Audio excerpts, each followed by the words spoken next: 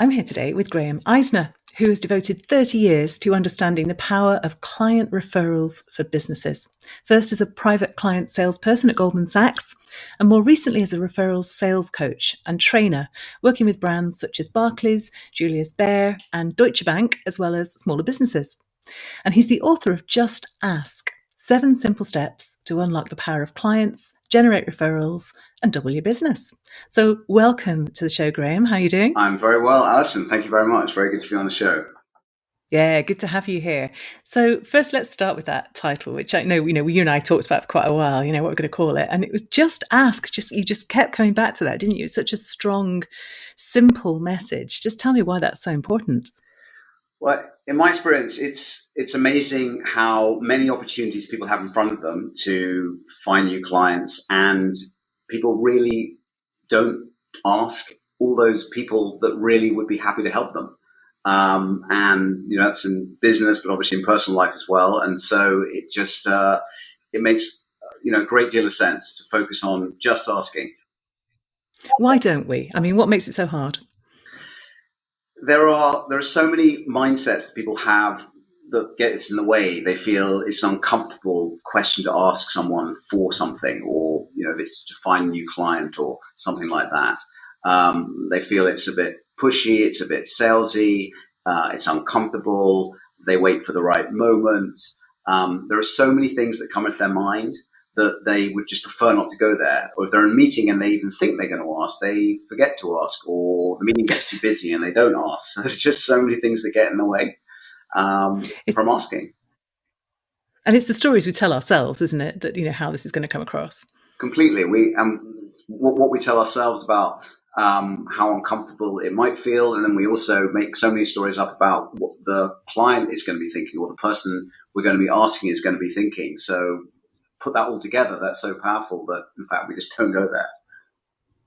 And it's sort of obvious, but just spell out for us why asking for referrals matters if you are serious about growing your business. So we go out and we all want to find new clients. We all want to grow our business.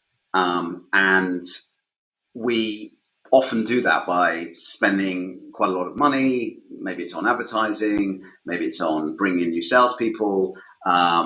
Maybe it's on taking people out to dinner, doing events, whatever it is. But the reality is, in front of us, we have all the new clients we need. We've built up so many great contacts over the years. That could be through our existing clients. It even could be our ex-clients. It could be our friends. It could be our families. It could be our suppliers. There are so many people there that trust and have enjoyed what we offered to them. And those can lead to so many different opportunities. And if we just take even our existing clients, they work with you, they trust you. And if we ask in a way that we're comfortable, because it's a very, very professional ask, it's a privilege for that person to want to work with you as well.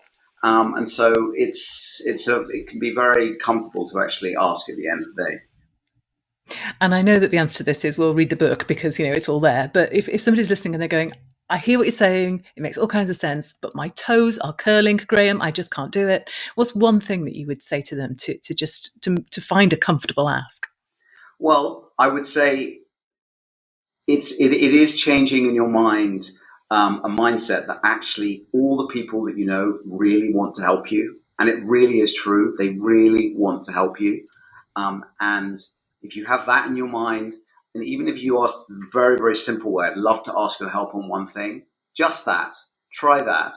And I think as you reap some successes of recognizing that people really do want to help you, that will give you the confidence to keep on asking and to expand and think really laterally about all the people that you've known in your life that really could help you. Brilliant.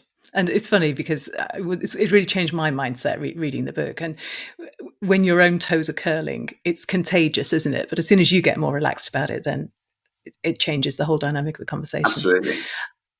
And what I love as well is the way that you have taken that open, relaxed, sort of expecting the best, understanding that people are there to be collaborative, to help.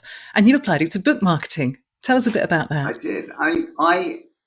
I have a philosophy. I'm going to try and sell 1 million books of this book that I've written. And I know that everyone says you're only going to sell 5 or 10,000, but I'm really open to every single opportunity that there is. So for me, as I just said previously, anyone that I know is someone that definitely could buy my book or could help me. So one thing that I did was I wrote to probably 700 people, 750 people. It was personalized with their name, but obviously it wasn't necessarily an email that was written for everyone. I did adjust it. Um, Asking people to help me to promote my book, either by getting on the Amazon bestseller list. That was pre it now having come out, but even now I'll be writing to people, and that will be helping to keep the momentum going. And it was amazing how many people I came back that I haven't spoken to for 20 years, 25 years, 10 years, didn't matter. They were friends, they were old business colleagues. I don't mind. And the response has been fantastic about people who are willing to help and buy the book. So that has led to a number of people that have bought the book. And for me, all those people become advocates of the book. So I've had many people that come back and said, I've been reading it, it's been helping me. And then my just ask is to ask them in a really nice way whether they would help me by writing something on their LinkedIn profile, let's say, to actually buy my book. Now, for me, that's all then about making it as easy as possible. So I have all the steps laid out. So it literally will take them 2 minutes of their time. It's completely easy. And they've been doing this, and that gets me to reach another 2,000, another 4,000 people. I want to get 400 people to do that. That's a lot of people that will reach a lot of people. So that's sort of one strategy I have. LinkedIn Premium means that you can write to roughly 150 or 200 people a week to try and connect with you. Now, obviously, the message that you put, I put it in such a way that will mean that they will want to connect with me, and everyone out there listening will have their own sort of specialism. But let's say you can find that route and you can increase those people following you, and really to just do that constantly. What I'm doing then is having been connected is I will then ask them, saying, just in case it's of interest, here's a link to my book, and I believe that will lead to a lot more sales of books. I'm also going to send out for free a number of copies to those people who I know are influencers and know a lot of people. And I will again just ask them to receptively to build the momentum and help me promote my book. I know someone who became a bestseller in South Korea and a bestseller in Holland by getting on a podcast over there. So my intention will be to get on any podcast I can in English-speaking countries outside of the UK. We just never know. I think I come from this point that everything is an opportunity. And any of these, friends of mine they're opportunities, and they're really willing to help. That I can continue if you'd like, but something like TikTok is something that I definitely look to. It's becoming very, very big in the business world to really gain a great deal of people that would become interested in my book. So there's that whole route. As some initial ideas. It's brilliant because when you have that kind of getting over yourself out of the way, when you've changed your mindset, all those opportunities are opportunities rather than sort of, as you say, toe curling things. But also, we know that books sell because somebody has recommended it to you. It's that horizontal trust stuff, isn't it? You as the author could be putting out adverts, putting out paid ads on social media, talking about how great your book is. Of course you would say that. What's so powerful, do you think, about that, tapping into that kind of horizontal trust network? I think it's everything. We all know that due to social media and Facebook and trust and likes, it's the way the mind works. And that's why these companies become so successful. And they will. What I want is that at least someone has gained that initial bit of trust that they will look into the book and then possibly buy it. It's getting them over that first hurdle. There are so many hurdles, and I feel that this jumps many of the hurdles by just getting right in front of them immediately, and that's what I want to do. And I think for me, I just like to think as laterally as possible. Even if it's an accountant, let's say, that was helping with my accounts 8 years ago, I'm going to write to that person, because that person, I never know who they know as well. That's the other thing. They then send it out to their people, and then that opens me up into the world of getting some opportunity I didn't even know about. and it's come from someone that was trusted and liked. And this has been your philosophy in business. It's philosophy with the book now.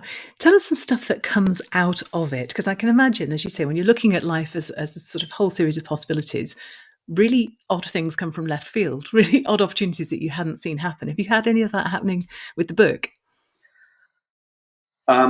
With the book, I have actually got onto some podcasts that have absolutely. I obviously didn't know that I was gonna have any chance of getting onto, and we'll see where I'm going to go with those. I have got in contact with people that I really did not think they would reply, and they've replied, and they've been really favourable, and they're going to introduce the book to all their followers, and so this is just starting to open this up.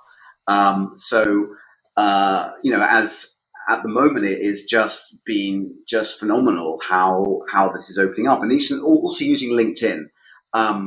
What I'm realizing from LinkedIn is the random people that are coming back to me as I'm building my brand and building the sort of just ask possibilities and the book being out there. I'm just getting random people coming back to me that is leading to opportunities. So, I'm obviously at the beginning of my journey, as you know. I launched it a month ago, but and also what I feel excited about is this isn't a journey that has to be on launch. This is going to go on for me for the next 5 years, uh, alongside all the other things I'm doing. The content of my book is not going to change, and I think the power of it is never going to change. So I can just keep doing this, and we'll see. It's very energizing, even just listening to you, actually, because I think, people often look at marketing as now I need to kind of gird myself because I need to go and do some marketing. And, it can feel quite a tough thing, and it's wonderful actually to hear somebody just getting so excited about it and where it's taking them. To me, it seems like a brilliant demonstration of the luck surface area principle, where, if you're doing something interesting, talking about it kind of is an exponential way of growing the chances of something good happening to you. And absolutely, and I think for me it is exciting, and the feeling of the other part I didn't mention is obviously your group is being helpful, very helpful, Judith, to introduce me to a number of different people. But there's a world out there of articles and newspapers, and my intention is to get in touch with everyone. I never know where the luck's going to come from. I suppose that the phenomenon of this is make your own luck, and when you actually get someone coming back and saying, absolutely, what a great idea, or I'd love to. It's such a fantastic feeling, and it gives me absolute confidence that I know I can make this happen. It's just going to take time. So when you were actually writing the book, did this apply there as well? Did you get people involved in the writing, or did you sort of lock stuff away and then it was the marketing of the book that really sort of springboarded the just asking? Yeah, and in the writing, I did more do that alone, kind of writing, obviously getting advice along the way. But I think one thing I would say that if I did it again, is this phenomenon of LinkedIn Premium and really getting my name out there earlier. I would have done that, Yeah. and I also would have just connected with hundreds of people before. So my LinkedIn account, I have 1,000. I would have had 10,000 by now, and all those people for me would have genuinely been possible buyers of the book. So I absolutely would have done that, and I think I would have even looked into connecting myself with more people before. Yeah, it's a great hindsight is 2020 vision, as they say, Yeah, isn't it? it's not a problem because obviously I'm just going to do it over time, but I would have done that. Yeah, and books do have a long shelf life. Well, I mean, one thing I was going to ask you was your best tip for a first-time author. So you've given us loads of really, really practical stuff already. But if somebody said, "What's your single best tip for writing and marketing a business book successfully?" What would you say? Well, I would say take a big white paper and really laterally think about everyone you've known in your life, all your friends, all family connections, all your connections through business, and think that everyone wants to help you. And if you could put something together, an email, something that's friendly, and obviously they're going to respond to that. Uh, Try it and make your own luck. I think be really positive, and I think you'll be amazed how easily it will be to promote yourself and get yourself out there. And as you say, success breeds success, doesn't it? Once you've done it successfully a couple of times. I mean, genuinely, what is the worst that can happen? Maybe somebody doesn't answer an email. Maybe they're too busy, but they'll probably say it nicely. It really is. You've got nothing to lose, have you? Absolutely. I mean, to be honest, anyone, as I say, I wrote 750 emails. I probably had, 200 replies for buying the book. All those 500 didn't. I'll still get back in touch with them because it's not that I think that they didn't want to answer. I actually still believe they want to buy the book and will still want to help me. But it's just a question of recontacting them in a different way. So now the book's out, I'll approach them in a different way to try and help me. Brilliant. And I always ask people for a business book recommendation as well. So apart from Just Ask, obviously, what business book would you recommend that listeners have a read of?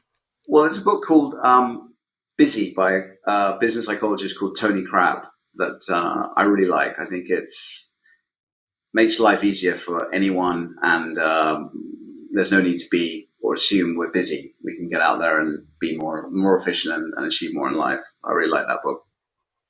It's a great book. And Tony's been on this podcast, actually. In fact, twice, because he did Busy at Home during the pandemic. That's true. That was his project, wasn't it? Yeah, that's true. It is. It's a terrific book. Yeah, fantastic recommendation. Thank you.